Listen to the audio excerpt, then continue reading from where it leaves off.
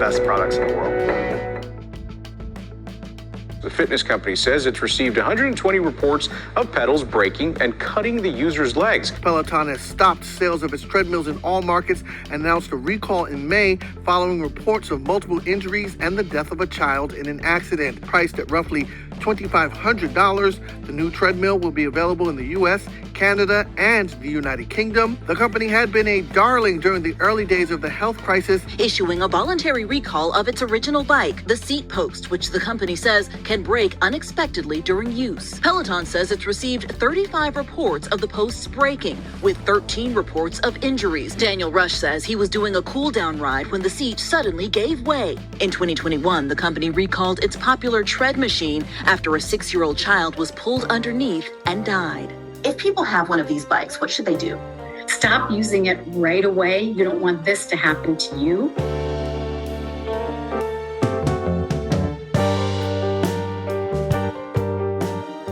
Peloton was founded in 2012 by John Foley and some additional colleagues. John Foley holds a BS in Industrial Engineering from the Georgia Institute of Technology and an MBA from Harvard Business School, and has worked as a production shift manager in M&M/Mars and as the CEO of Pronto.com and Evite.com and as the president of e-commerce at Barnes & Noble, Inc. before he founded Peloton in 2012. Foley envisioned an indoor bike with a tablet attached to it in which one could stream spinning classes either live or on demand. This would make it easier for busy professionals to take classes with their favorite instructors at a time that works best for them.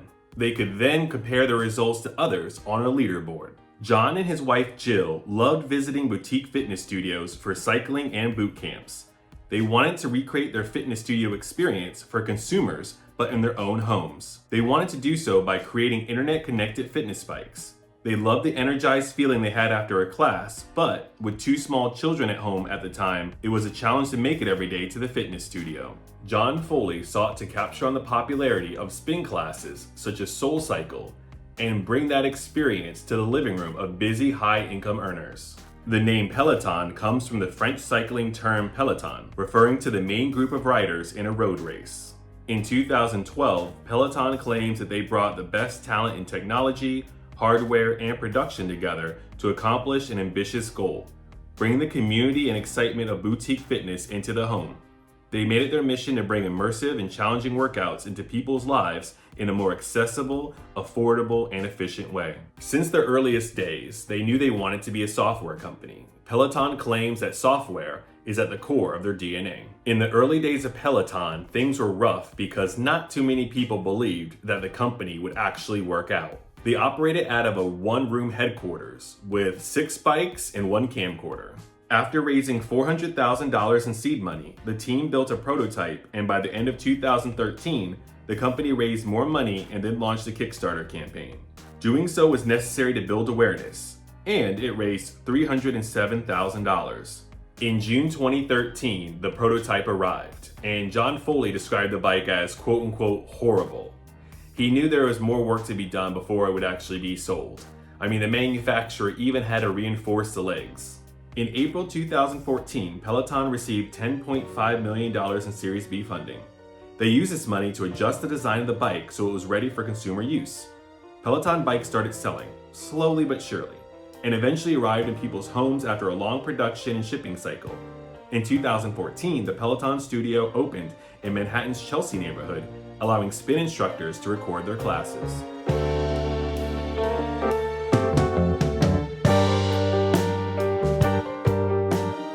In 2015, Peloton raised $30 million in a Series C funding to expand brick-and-mortar retail locations and accelerate bike production.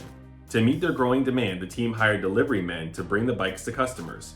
At the end of 2015, the company raised another $75 million to expand their software engineering team. Peloton went on to offer unlimited live and on-demand classes at a monthly rate, so users were able to ride along with or without the Peloton bike.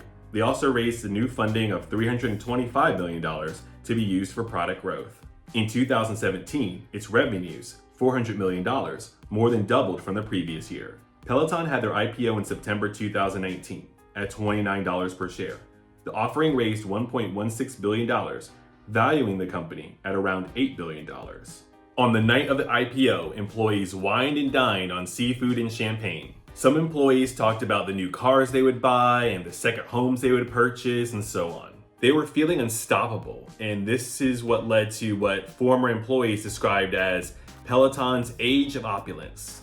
A brief era fueled by blind optimism and hubris that took its stock to dizzying heights, only for the company to suffer a stunning fall from grace a little over 2 years later. In December 2019, the company experienced its first public scandal. Peloton launched a holiday commercial called The Gift That Gives Back.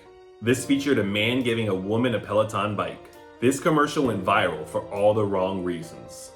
Some people thought it was sexist that the man was giving the bike to a woman who was already pretty fit, and people thought it implied that the woman who was already slender needed to lose weight.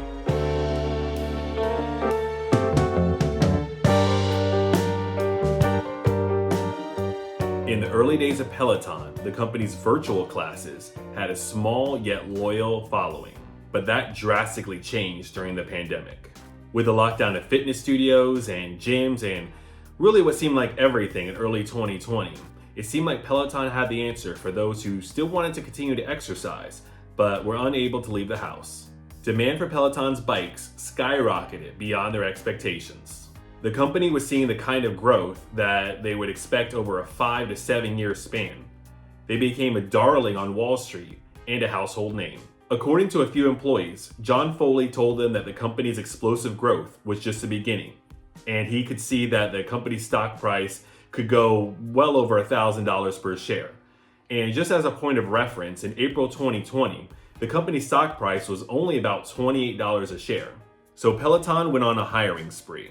They offered field operators thousands of dollars in hazard pay to deliver bikes. In some regions, the company was offering $500 per mile to deliver bikes. In November 2020, Peloton said its sales surged 232% to $757.9 million compared with the prior year period.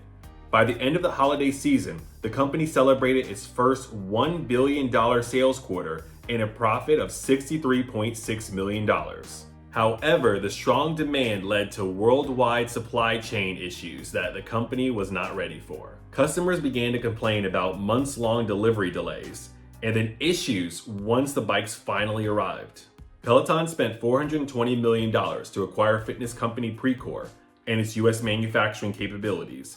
Then it pledged another $100 million to airlift products to avoid clogged ports. The highest closing price for Peloton stock was $167.42 on January 13, 2021. In May 2021, the company announced a $400 million investment into Peloton Output Park to shore up its US manufacturing capabilities and reduce its reliance on overseas partners.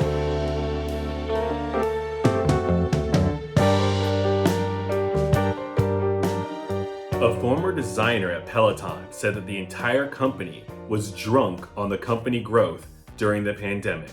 They said that they couldn't realistically expect people to just stay inside and not go to the gym. Peloton began to hemorrhage money. Revenue started to slow as people would explore the world outside of the four walls of their house. The company kept spending and spending, but it wasn't paying off anymore. Peloton's stock price was sliding, and employees began to panic.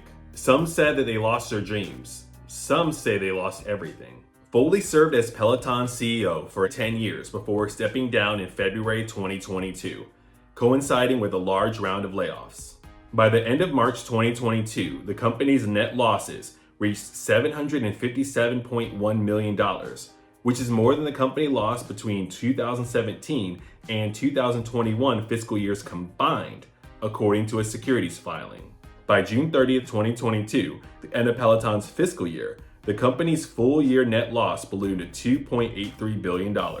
In May 2024, Peloton launched a global refinancing in order to stave off a cash crunch amid falling sales. The company offered $275 million in convertible senior notes due 2029 in a private offering and said they would enter into a $1 billion 5-year term loan and a $100 million revolving credit facility. Peloton said they plan to use the proceeds to buy back about $800 million of its 0% convertible senior notes, which are currently due in 2026, and refinance his existing term loan.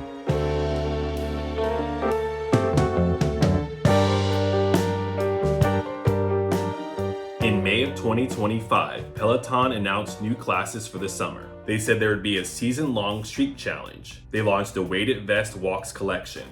Peloton's apparel summer collection features playful and bold prints. In June 2025, Peloton appointed Megan Imbres to its leadership team as Chief Marketing Officer. The company also created a Chief Technology Officer role, promoting Frances Shanahan, its Senior Vice President of Connected Fitness Software, to the position. Peter Stern, who was previously President of Ford Integrated Services, and before that held leadership roles at Apple and Time Warner Cable, was appointed to serve as Peloton's CEO and President effective January 1st, 2025. Now Peloton seems to have made the moves to avoid bankruptcy. They are launching new products and services. They have some serious shakeup in their leadership. Will this be enough to take Peloton towards their pandemic level of success? Or is Peloton permanently out of the race? Only time will tell.